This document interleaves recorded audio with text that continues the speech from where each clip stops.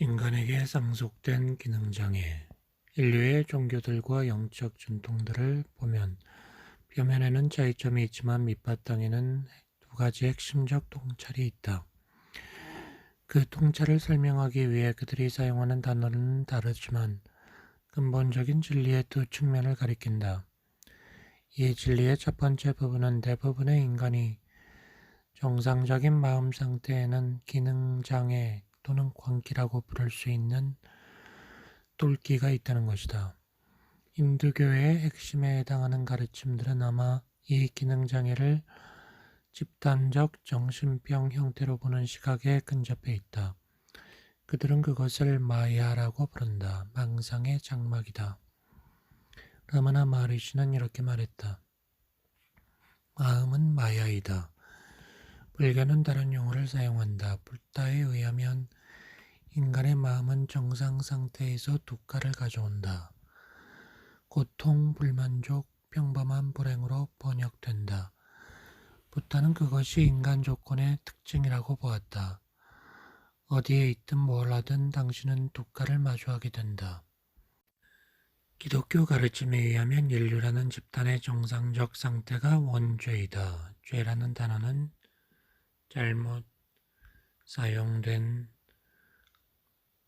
단어이다. 신약 성서에 사용된 고대 히라버를 글자 그대로 번역하면 죄는 화살 쏘는 이가 관역을 빗맞히듯 관역에서 벗어난 것이다.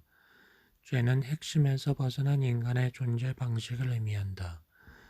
그것은 서투르고 눈이 먼 채로 사는 것이며 그리하여 고통을 겪고 고통을 야기하는 것이다.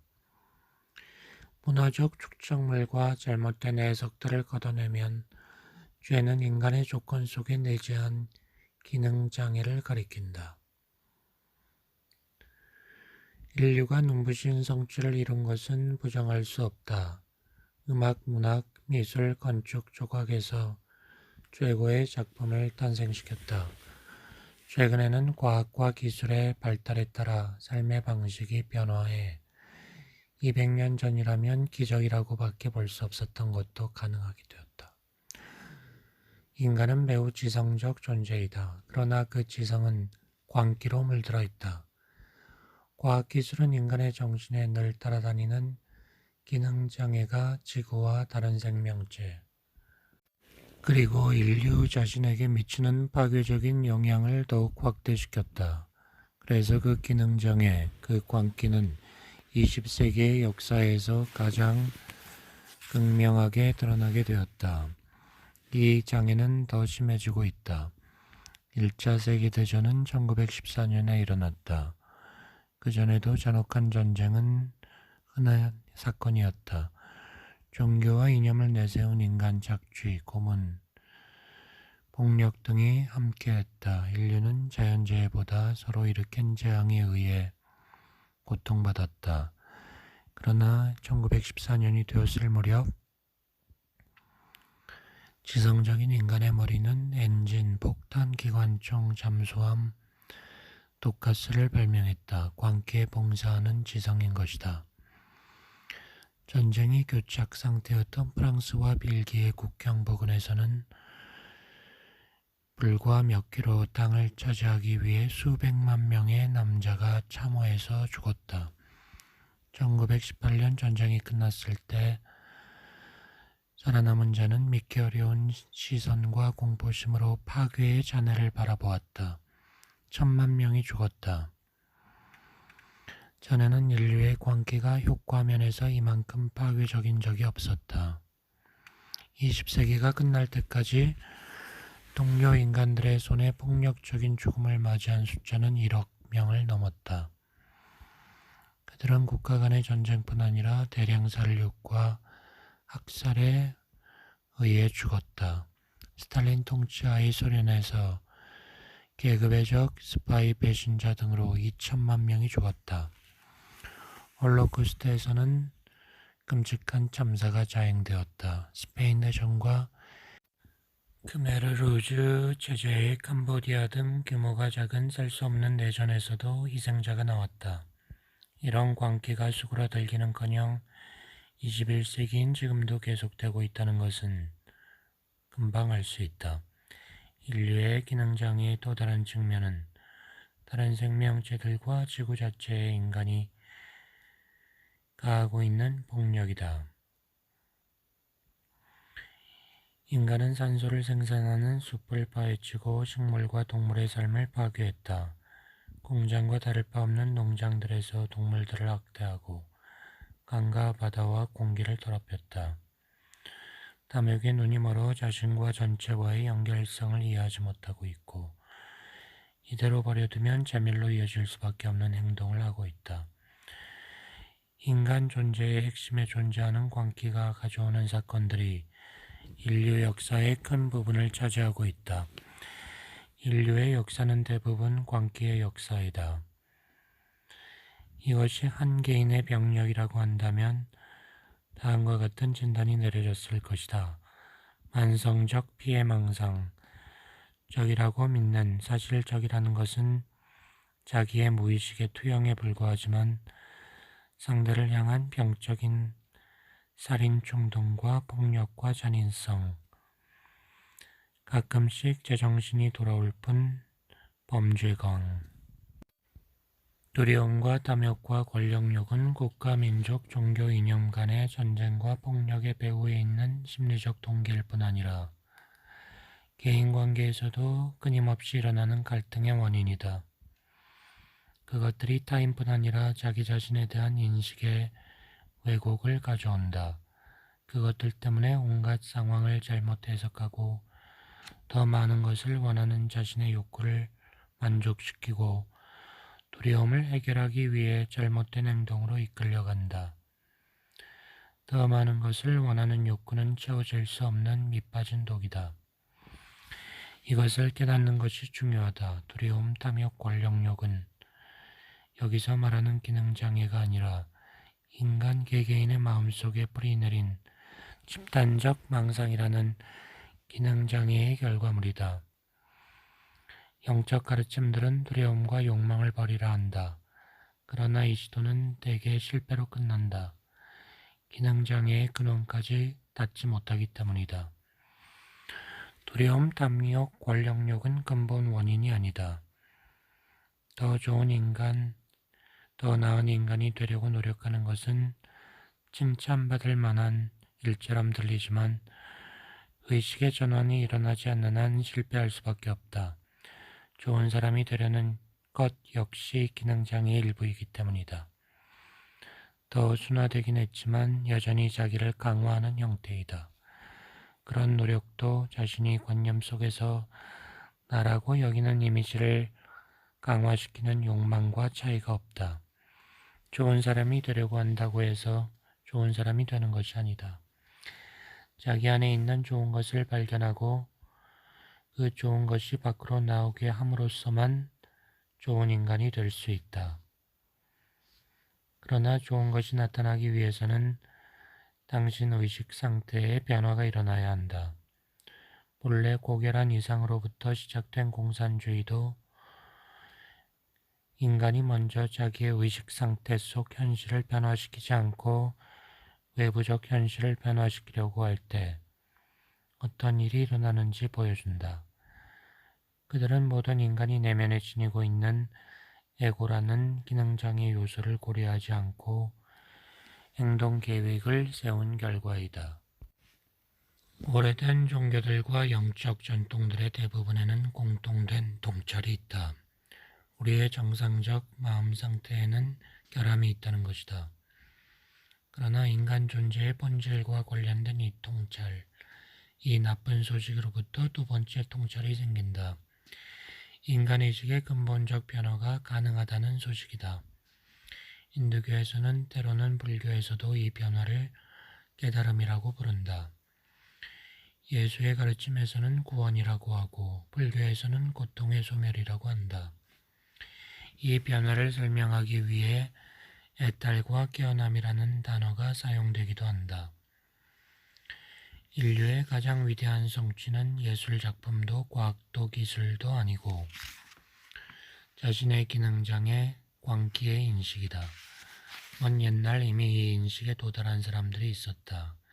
이 기능장애를 가장 분명하게 알아차린 최초의 사람은 2600년 전 인도에 살았던 고타마 시타르타일 것이다. 부타라는 이름의 그다. 부타는 단순히 깨어난 자를 의미한다.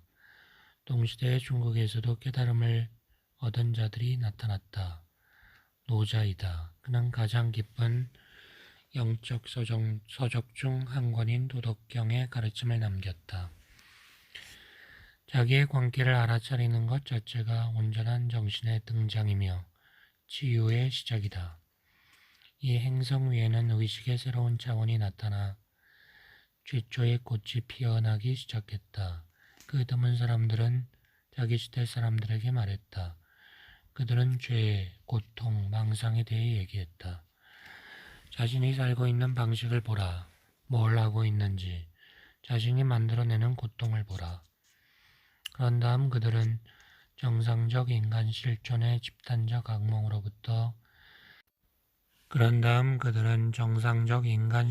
집단적 악몽으로부터 깨어날 수 있는 가능성을 보였다.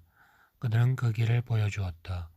그들은 인류의 깨어남에 필수 불가결했지만 세상은 아직 그들을 받아들일 준비가 되어 있지 않았다.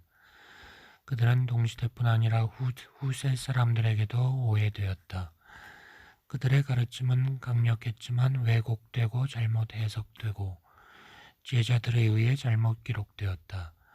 몇 세기가 흐르는 동안 본래 가르침과는 관계없는 오히려 오해를 반영하는 것들이 첨가되었다. 이들을 인류의 스승들 중에는 웃음거리가 되고 죽임을 당한 사람마저 있었다. 어떤 사람은 신으로 숭배되었다. 인간 마음의 기능장애를 극복하는 길, 광기로부터 탈출하는 방법을 보여준 가르침들은 왜곡되었고 그것마저 광기의 일부가 되었다. 그리하여 종교는 인간을 통합하기보다 분열시켰다.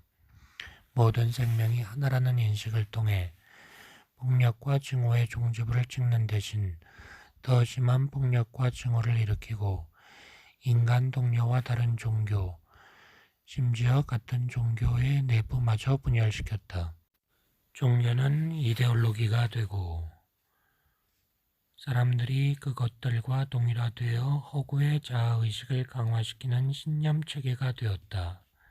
사람들은 이 믿음을 토대로 자기는 옳고 상대방은 틀리다고 단정지었으며 적을 타인, 비신자, 그릇된 자라고 불렀다. 그렇게 자기 정체성을 확립했고 대립하는 사람들을 죽였다. 인간은 자기 모습을 본떠 신을 만들었다. 영원하고 무한하며 이름 붙일 수 없는 것은 나의 신과 우리의 신으로 믿고 숭배해야 하는 마음속 우상으로 전락했다. 그러나 종교라는 이름으로 저질러진 이 모든 광기 어린 행동들에도 더 깊은 핵심에는 그들이 가리켜 보인 진실이 빛나고 있다. 아무리 흐릿하더라도 수많은 겹의 왜곡과 잘못된 해석들을 뚫고 지금도 빛나고 있다. 다만 인간은 자신 안에서 그 진실을 들여다보지 않는 한 그 빛을 알아볼 수 없다. 드물긴 하지만 역사 속에는 의식의 변화를 경험하고 그래서 모든 종교가 가리켜 보이는 것을 자신 안에서 발견한 사람들이 있어 왔다. 그들은 이 개념화할 수 없는 진리를 표현하기 위해 기존 종교의 개념을 이용했다. 그들을 통해 거의 모든 주요 종교 안에서 새로운 종파와 운동이 생겨났다. 그리하여 본래의 가르침의 빛이 재발견되었을 뿐 아니라 더 빛을 발했다. 그들은 초기 기독교와 중세 기독교의 영지주의와 신비주의, 이슬람교의 수피즘, 유대교의 하시디즘과 까발라, 힌두교의 아드바이타 베단타, 불교의 선과 족첸 등이다. 이들 학파의 대부분은 우상 파괴적이었다. 그들은 종교에 붙어 다니는 여러 겹의 죽은 개념들과 마음의 믿음 체계를 하나씩 벗겼다. 그런 이유로 대부분이 기성 종교로부터 의혹의 눈총을 받고 적대시되었다. 주류 종교들과는 달리 이들의 가르침은 깨달음과 내적 변화를 강조했다. 이런 비밀스러운 가르침과 운동을 통해 종교 본래의 가르침이 지닌 변화의 힘이 회복될 수 있었지만 거기에 다가간 사람은 극소수였다. 대중의 깊은 집단 무의식에 영향을 미칠 정도로 그들의 숫자가 늘어난 적은 없었다. 시간이 지남에 따라 그들 학파의 몇몇은 지나치게 경직되고 형식화되거나 개념화되어 효력을 잃었다.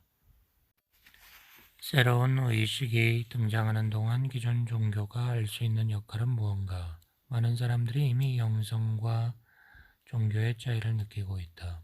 하나의 믿음 체계를 갖는다 해서 자기가 절대적 진리라고 여기는 일련의 생각들을 갖는다고 해서 그것이 자신을 영적으로 만들지는 않는다는 것을 사람들은 알고 있다. 사실 그 생각들, 그 믿음들을 자기의 정체성으로 만들수록 자기 내면의 영적 차원으로부터 단절된다. 종교인이라 불리는 많은 이들이 바로 이 차원에 붙잡혀 있다. 생각을 진리와 동일시하고 그 생각과 자신을 동일화하기 때문에 자신만이 진리를 소유하고 있다고 주장하지만 사실은 무의식 중에 자신의 정체성을 보호하려고 시도할 뿐이다. 이들은 생각의 한계를 깨닫지 못한다. 자신의 행동과 신념에 완전히 동의하지 않는 사람은 틀리다고 단정 지으며 그리 멀지 않은 과거에는 그 이유로 상대방을 죽였다. 지금도 그렇게 생각하는 사람들이 있다. 새로운 영성, 즉 의식의 전환이 지금 제도화된 종교 밖에서 광범위하게 일어나고 있다. 생각이 지배하는 종교들 안에 또 그 일부에는 반드시 영성이 머무는 작은 장소가 있었다. 종교 조직은 그것의 위협을 느껴 많은 경우 억압했다. 그러나 종교의 틀 밖에서 넓은 범위의 영적 운동이 일어나는 것은 완전히 새로운 발전이다. 모든 문명 중 가장 생각의 지배가 강한 서양에서는 과거에는 상상조차 할 수 없었던 일이다. 서구 문명에서는 사실상 기독교 교회가 영성에 관해서는 독점을 해왔기 때문이다. 교회의 인정을 받지 않고는 어떤 영적 강연을 하거나 서적을 출판하는 것이 불가능했다. 그것을 시도하려고 했다가는 입에 재갈이 물려졌다. 그러나 지금은 교회와 종교 안에서도 변화가 나타나고 있다. 교황 요한 바오로 2세가 시나고그나 모스크를 방문한 것도 개방을 향한 발걸음이다.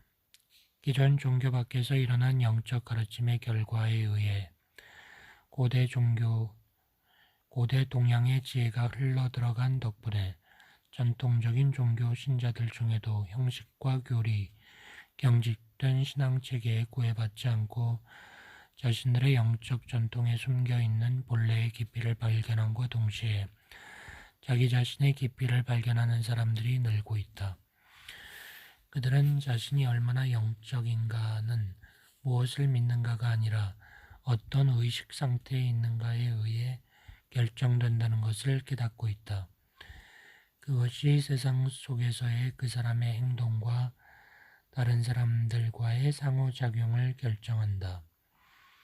영성 너머를 볼 수 없는 사람들은 자기의 믿음 속에 에고의 지배를 받는 자신의 마음 속에 더 깊이 매몰되었다. 지금 전례 없는 새로운 의식의 물결이 있지만 동시에 에고의 벽도 강화되고 있다. 어떤 종교 조직은 새로운 의식을 향해 열리겠지만 더 완고하게 자기들의 입장과 교리에 매달려 집단적 에고가 자신을 보호하고 반격하는 종교도 있을 것이다. 일부 교회, 종파, 광신자 집단 또는 종교운동은 자신들의 관점과 철저히 동일화된 집단 에고체이다. 그들은 현실에 대한 다른 해석을 인정하지 않는 폐쇄적인 정치 이념의 신봉자와 다르지 않다.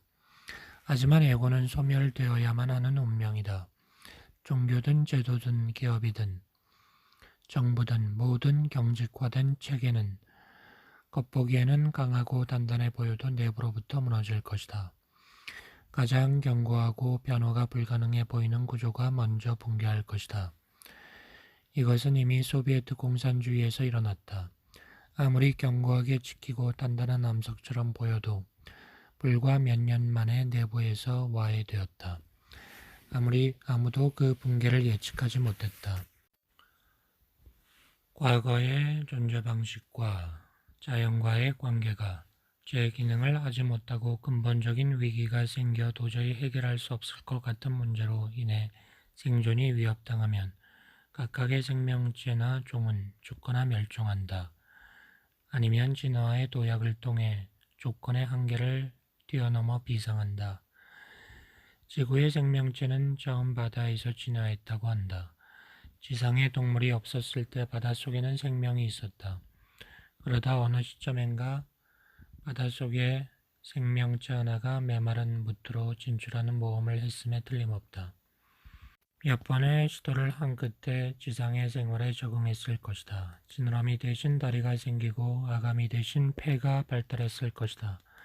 어떤 위기 상황이 그렇게 하도록 강요하지 않고서는 하나의 종이 그토록 이질적인 환경에 도전의 진화의 전환을 겪는 것은 생각할 수 없는 일이다. 바다의 일부가 대양으로부터 분리되었고 수천 년에 걸쳐 물이 빠져나가 그곳에 살던 어린은 자신들의 거주지를 떠나 진화할 수밖에 없었을 것이다. 생존을 위협하는 근본적 위기에 대처하는 것, 이것이 현재 인류가 맞닥뜨린 과제이다. 이미 2500년 전 고대의 지혜로운 스승들이 깨달았고 이제는 과학의 발달로 강화되고 있는 에고가 지배하는 인간 마음의 기능장애가 최초로 이 행성 자체의 존속을 위협하고 있다. 아주 최근까지